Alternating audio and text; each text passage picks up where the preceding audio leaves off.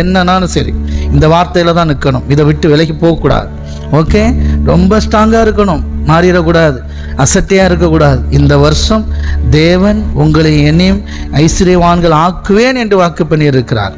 அதில் எல்லாமே இருக்கு. பணக்காரர்களும் ஆவீர்கள், செல்வந்தர்களும் ஆவீர்கள். ஆமேன். பணக்காரர்கள் என்றால் பணம் உங்ககிட்ட நிறைய இருக்கும். பணத்துக்காக யாருக்கிட்டையும் கை கட்டி நிற்க மாட்டீங்க.